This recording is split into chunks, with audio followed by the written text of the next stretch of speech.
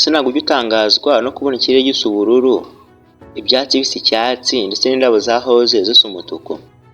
Igitangaje ni uko aya mabara tubona atabaho nk'uko dusanzwe tuyabona.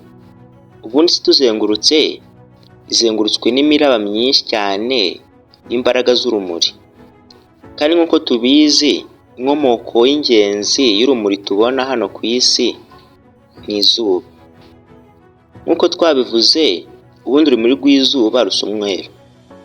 Gusa umweru n'ubundi ni itsinda ry'imuri nyinshi z'amabara atandukanye.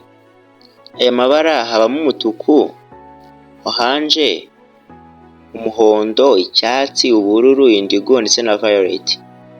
Kandi buri bara rifite ingano ya wave. Nk'urugero, ibara ry'umutuku rigira amawaves menshi cyane kandi maremare, mu gihe ibara rya violet ryo ryohereza waves nkeya mu rumuri.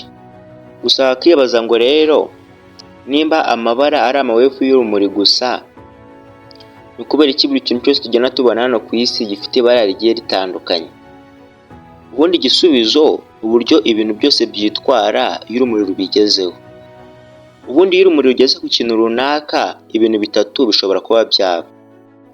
Icyo kintu urumuri rugezeho gishobora kuba cyagumana urwo rumuri, cyangwa se kikarusubizayo, cyangwa se kikaba cyarwemera yuko rukinyuramo. Nk'urugero, ikibabi cy'icyatsi cyakira imuri nyinshi ndetse n'amabara menshi avuye ku rumuri rw'izuba, gusa kigasohora urumuri rw'icyatsi arirwo tubona mu maso yacu. Ubwo bisobanuye ko rero kubera ko icyo kibabi gisohora cyangwa se kigasubiza urumuri rw'icyatsi, birangira nyine tubonye urumuri rw'icyatsi, hanyuma tukibwira yuko cya kibabi gisa icyatsi. Na pome y'umutuku n'ubundi ikora muri ubwo buryo, yakira amabara menshi avuye ku rumuri, hanyuma yo igasohora cyangwa se igasubizayo rwa rumuri rw'umutuku. Urumuri rw'umutuku nubwo rugera mu maso yacu, hanyuma twe tugatekereza yuko iyo apple cyangwa se pome isa umutuku.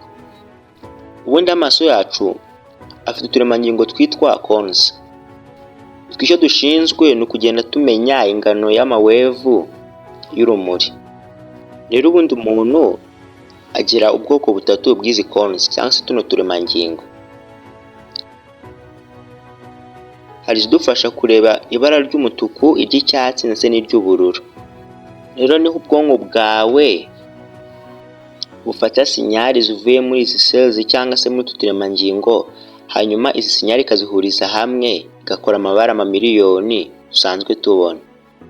Gusa hano hari ikindi kintu utamenye. Ubundi ibara ubona ntabwo ritegwa n'ikintu gusa kiri imbere yawe, wenda nk'agakombe, telefone, ikibabi cyangwa ikindi kintu icyo ari cyo cyose, ahubwo bishobora kuba byanaterwa n'urumuri rubyegereye. Nk'urugero, ishati y'umweru turimo turarebera hanze ku izuba ushobora kuba yahindura ibara turamutse turi nko mu nzu ku itara ry'umuhondo, kubera yuko urumuri rwaryo rwahindutse. Mu buryo utigeze unamenya, ubundi inyamaswa zimwe na zimwe zishobora kuba zabona urumuri cyangwa se amabara bitandukanye n'uko uyabona. Nk'urugero, inyoni nyinshi zishobora kuba zabona ultraviolet light, kandi iyi ultraviolet light twebwe nk'abantu ntabwo twayibona. Njye nari iFabrics, dukurikiye kuri YouTube twitwa iFabrics.